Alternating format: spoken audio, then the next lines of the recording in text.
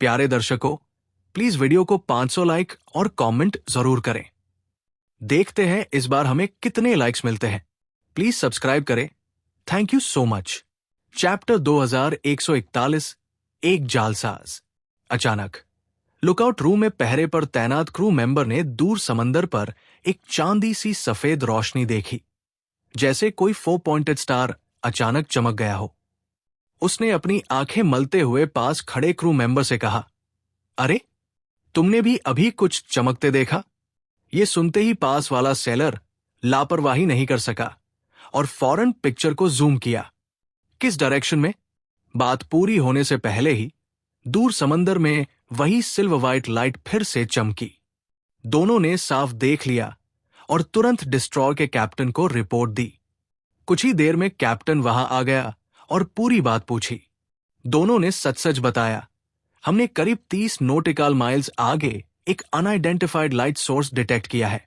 Captain ने पहले map पर करंट लोकेशन वेरीफाई की, फिर उसी एरिया की तरफ देखा। वो एक हाई सीज का इलाका था, ओशन में कुछ बिखरे हुए आइलैंड्स के साथ, जहां शायद ही कोई आता हो। बिना देर किए उसने तुरंत दोघाई सिटी के मिलिट्री हेडक्वार्टर्स को मैसेज भेजा। यह कोई ओवर रिएक्शन नहीं था। इस विशेष समय में किसी भी अनयूजुअल चीज को तुरंत रिपोर्ट करना जरूरी था। गलती हो सकती है, रिसोर्सेज वेस्ट हो सकते हैं, लेकिन अगर कोई इंपॉर्टेंट इंटेल मिस हो गया तो मिलिट्री अपॉर्चुनिटी खो सकती है। कोई भी ये रिस्क लेने को तैयार नहीं था। दोघाई सिटी से ऑर्डर्स जल्दी आ गए, जाकर सिचुएशन क्लियर करो। रिस्क पता होने के बावजूद कैप्टन ने हेल्म्समैन को आदेश दिया कि डायरेक्शन बदलो और लाइट सोर्स की तरफ सावधानी से बढ़ो। ज्यादा देर नहीं लगी और वो लोग उसी एरिया में पहुंच गए। इस दौरान सिल्वर लाइट 2 बार फिर दिखी। आखिर में ये उन्हें एक अनइनहैबिटेड आइलैंड तक ले आया। आइलैंड बड़ा नहीं था, बस कुछ दर्जन स्क्वायर किलोमीटर्स का, और उस पर कुछ सफेद रंग के पेड़ उग रहे थे जो शायद म्यूटेटेड प्लांट्स थे। ऊपर से लटकती बेलें लंबे सफेद सांपों जैसी लग रही थी। नजारा काफी अजीब था। अपोकलिप्स के बाद ईस्ट चाइना सी रीजन के सोल्जर्स ने कई बार ऐसी मिस्टेरियस और डेंजरस मिशंस हैंडल किए थे। इसीलिए कैप्टन ने बिना हिचकिचाए 5 लोगों की एक टीम बनाई और उन्हें आइलैंड पर इन्वेस्टिगेशन के लिए भेजा। हर 3 मिनट में कांटेक्ट रखना, कैप्टन ने आदेश दिया। 5 नेवी सोल्जर्स ने अपने डर को दबाया, कॉम्बैट यूनिफॉर्म्स पहने और स्पीड बोट से आइलैंड पर उतरे। एडवांस्ड गन्स के साथ वो लोग सावधानी से मिस्टीरियस लाइट सोर्स ढूंढने लगे। अजीब सफेद जंगल पार करने के बाद अचानक वही सिल्वर व्हाइट लाइट फिर दिखी। एक सोल्जर की आंखें लगभग चौंधिया गई।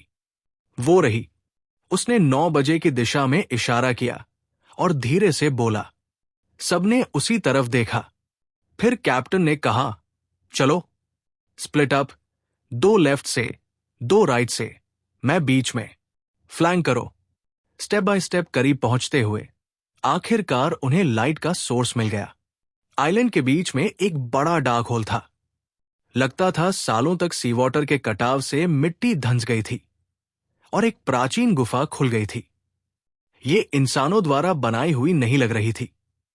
लाइट सोर्स एक पत्थर था जो केव के किनारे पड़ा था। वो काला पत्थर मानो चांदी के कणों से जड़ा हुआ था जो अंधेरी रात में चमक रहा था। कैप्टन, लाइट सोर्स मिल गया। लीडिंग नेवी ऑफिसर आगे बढ़ा, रेडिएशन प्रूफ बॉक्स निकाला और सावधानी से पत्थर उसमें रखा। 5 ने पूरे आइलैंड को इक्विपमेंट से स्कैन किया और फिर जल्दी से डिस्ट्रॉयर पर लौट आए।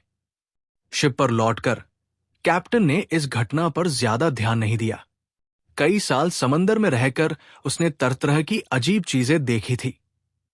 वो बस पत्थर को स्टोरेज रूम में रखकर इंतजार करने लगा कि दोघाई सिटी लौटकर इंस्पेक्शन डिपार्टमेंट को सौंप देगा। उस रात समंदर उफान में था, लेकिन कोई हादसा नहीं हुआ। अगली सुबह ओरिजिन ने शिफ्ट बदलकर ईस्ट चाइना सी रीजन के एक नए कोस्टल बेस में वापसी की। पूरे ईस्ट चाइना सी रीजन में सिर्फ 5 वॉरशिप्स ऐसे थे जो अभी भी सीवदी थे। इनमें से 3 हाल ही में शिपयार्ड से बने थे और तुरंत सर्विस में लगा दिए गए थे। शिप की चीजें लैंड राउट से दोघाई सिटी के अंडरग्राउंड लैबोरेटरी भेज दी गई। 3 दिन बाद ली ग्वांगजियाओ ने अचानक झुक और XUANW को अर्जेंट बुलाया। दोनों ने देखा कि ली शुआई आज बिल्कुल अलग लग रहा था। चेहरे पर पुराना सा एक्साइटमेंट और हल्की चिंता भी थी। ली शुआई, कोई अच्छी खबर है क्या? XUANW ने पूछा। ली ग्वांगजियाओ ने दोनों को बैठाया, फिर खुद गंभीर मुद्रा में बैठकर बोला, 3 दिन पहले हमारी पेट्रोल बोट को समंदर में एक अनइनहैबिटेड आइलैंड पर एक बहुत रेयर पत्थर मिला था।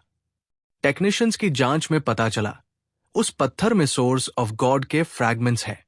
सुजाकू और XUANW के चेहरे तुरंत गंभीर हो गए। सोर्स ऑफ गॉड भले ही स्पिरिट ऑफ सैक्रिफाइस जितना एडवांस्ड न हो, लेकिन इप्सिलॉन लेवल से ऊपर के एलियंस के लिए बेकार है। लेकिन इसमें एक बग लेवल एबिलिटी है। ये इप्सिलॉन से नीचे वाले इनह्यूमंस को जेनेटिक लिमिट्स तोड़ने में मदद करता है।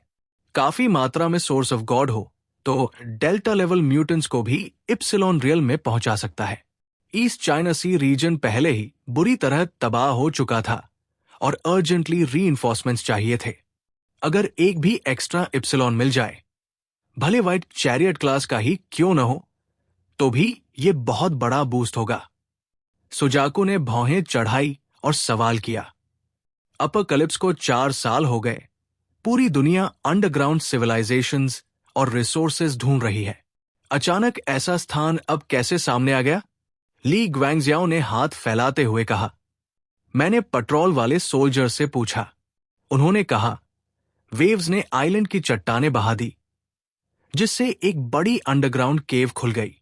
तो मैं सोच रहा हूं, क्या हमने किसी नए अंडरग्राउंड सिविलाइजेशन का एंट्रेंस खोज लिया है, या फिर यह बस एक साधारण रिसोर्स माइन है? उसकी आवाज में उम्मीद थी। जो कुछ कहना चाहता था, लेकिन ली ग्वांगजियाओ के एक्सपेक्टेंट चेहरे को देखकर चुप रह गया। कोई भी इंसान हमेशा परफेक्टली रैशनल नहीं रह सकता, खासकर तब जब पूरी ईस्ट चाइना सी रीजन तबाही झेल चुका हो और अचानक कोई खजाने जैसा स्थान मिल जाए। ये पत्थर ली ग्वांगजियाओ के लिए डूबते को तिनके का सहारा था। Chapter 2142 heartbeat. क्या यह थोड़ा ज्यादा ही इत्तेफाक नहीं है? XUANW ने साफ साफ कहा। इतने समय के बाद भी अगर इतनी सस्ती चीज सामने आ रही है, तो कोई भी सोचने वाला समझ जाएगा कि मामला इतना आसान नहीं है।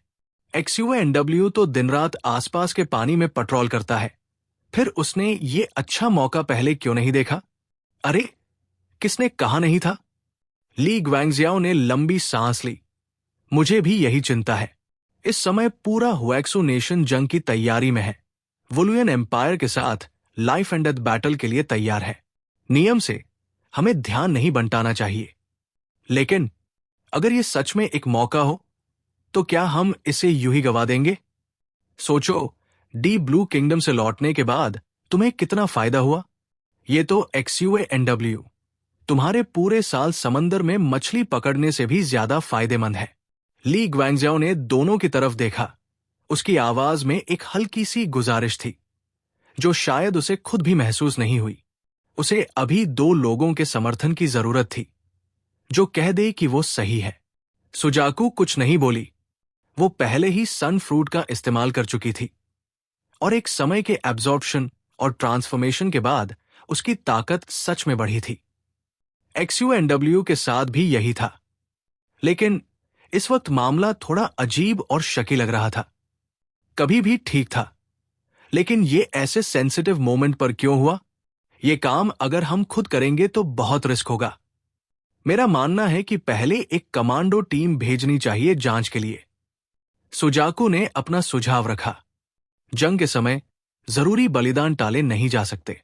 अगर साधारण सोल्जर्स भेजे जाए, तो वहां अगर कुछ खतरा भी हो और वो मारे जाए, ईस्ट चाइना सी रीजन ऐसा नुकसान झेल सकता है। ली ग्वांगजियाओ के चेहरे पर हल्की मुस्कान आई।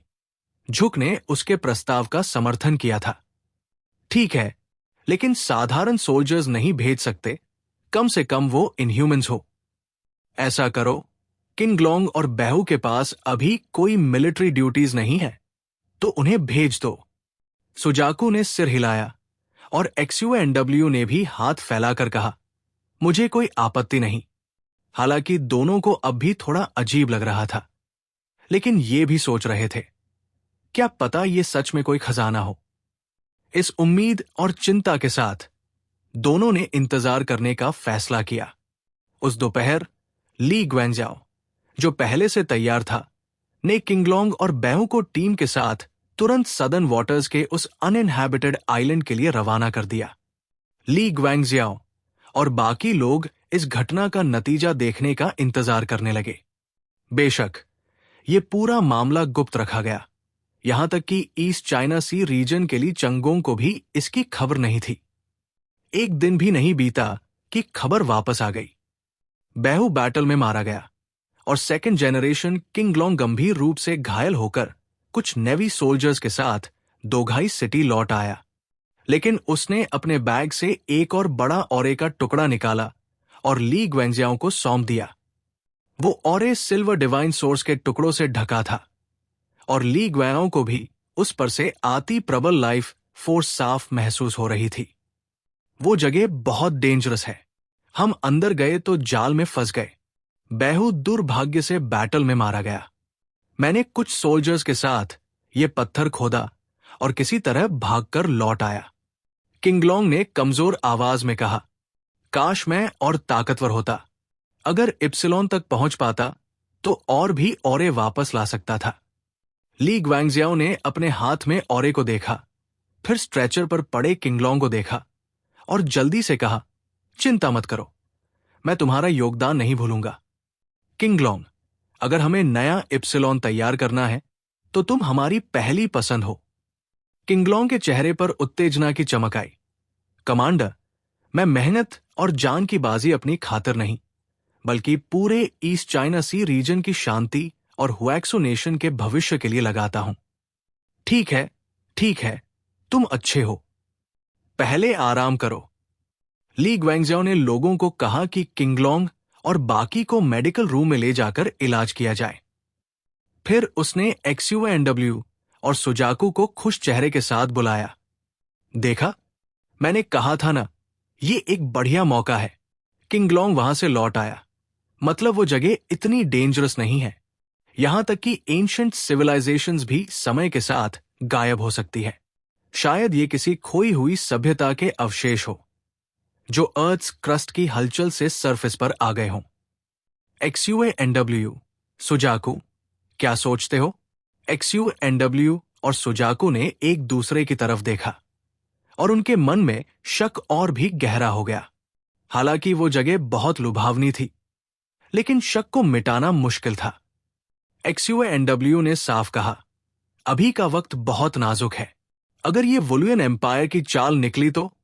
ये सुनकर ली ग्वेंगजियाओ ने थोड़ा नापसंदगी के साथ कहा, वुलुयन एम्पायर का सबसे बड़ा दुश्मन केओस और शेंगजिंग रीजन है।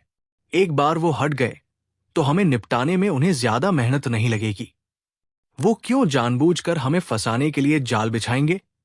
तुम जरूरत से ज्यादा सोच रहे हो। ली ग्वेंगजियाओ की बात पूरी तरह गलत भी नहीं थी, लेकिन XUNW कौन था? उसकी असली शक्ल एक विशाल कछुए में बदल चुकी थी। सुपर पावर्स इंसान के अंदर के स्वभाव को दर्शाती है और XUNW का अंदाज झंग जैसा ही था। मुझे अब भी लगता है कि अकेले एक्शन लेना ठीक नहीं है।